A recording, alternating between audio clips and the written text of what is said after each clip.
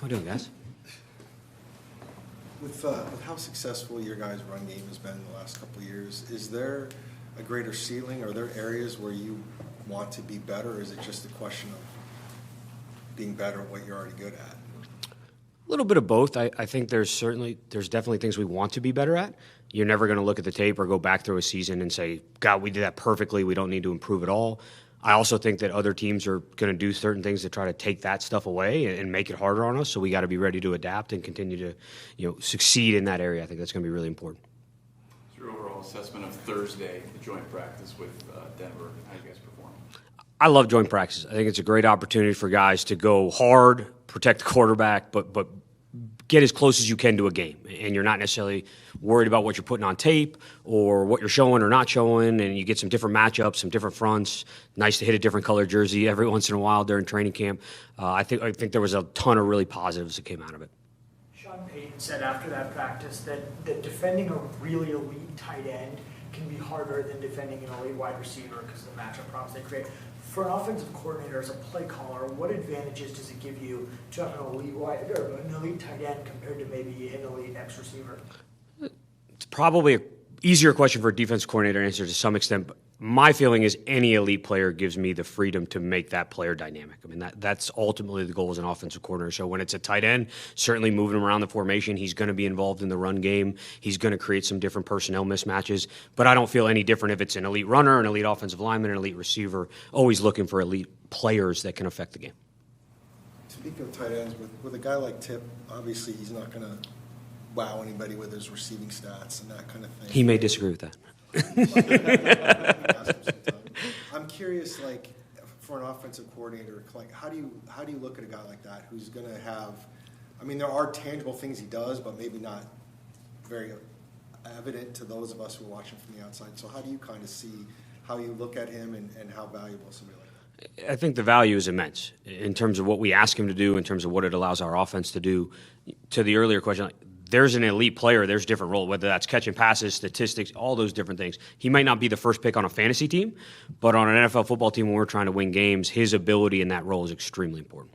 Has he ramped up his physicality? Is it a little more nasty to the way he's finishing blocks? It would be hard to ramp up from where he started based on how much pride I think he takes in that and the way he plays the game, but it's certainly a big asset for him in what he brings to this offense.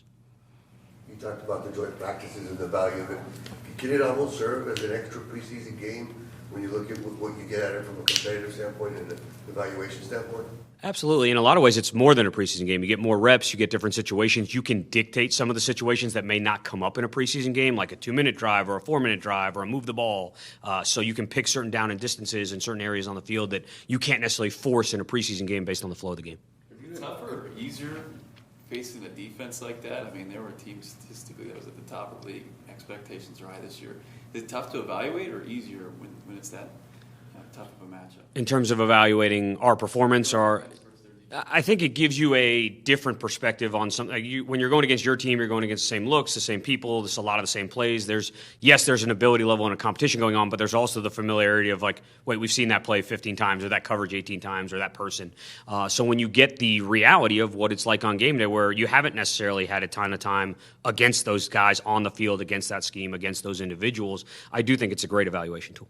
How do you handle Tip's energy when it costs you penalties as well? Like, how do you tell them to tone it down? Do you say just like what's your approach? Talk like the Cincinnati or Kansas City example.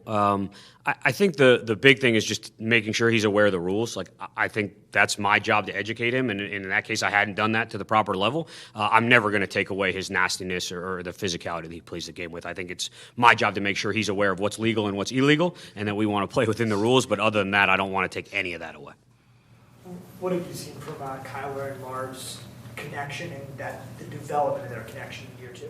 I think they're players that get better with every rep they get. I think that you see that over the course of last year in terms of the way the year went. I think you've seen that over the course of the offseason and training camp, and certainly need that to continue.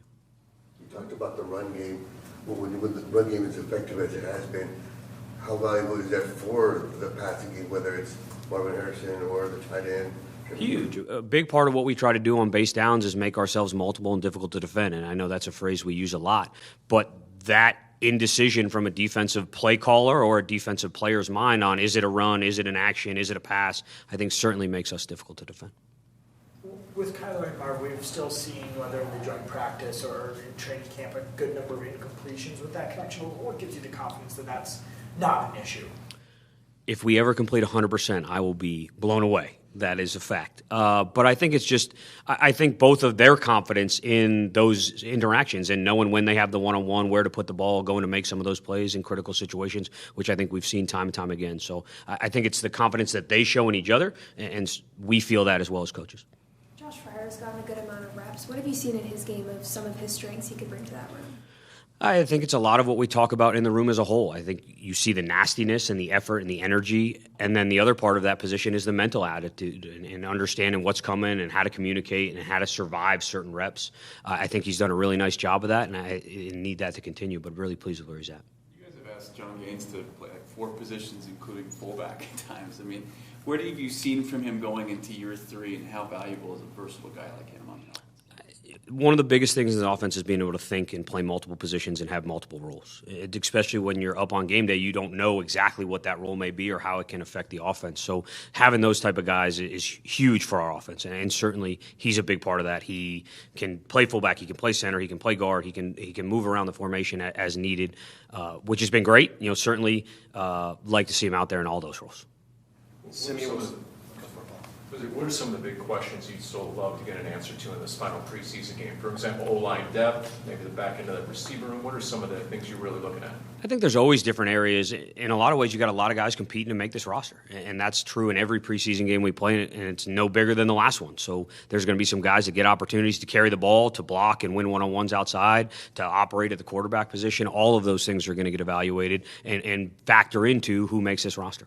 Simeon was talking about how he doesn't feel like Marvin's a second-year player just by what he does. Have you had any of those moments, and how frequent are those?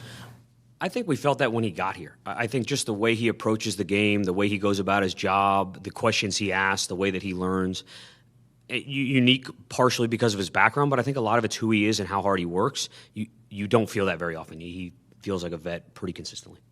Jacoby kind of joked a couple weeks ago that you put in the playbook a lot of deep throws because you thought he liked them.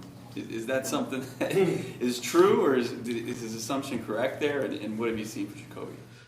No, I always want to do what he likes and what he sees well and what I think we can operate at high level, but I wouldn't say it's any more deep to short to intermediate based on him or Kyler or Clayton. Some of that's going to be dictated by coverage and who the personnel is on the field with him.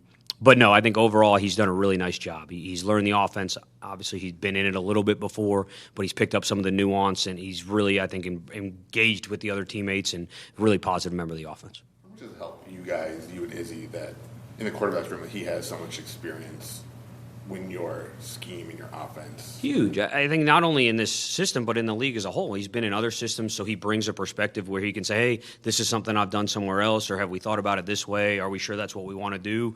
And at the same time, when we say yes, he's also all in, which I think is huge, and it gives us a great resource in that room and in the offense as a whole.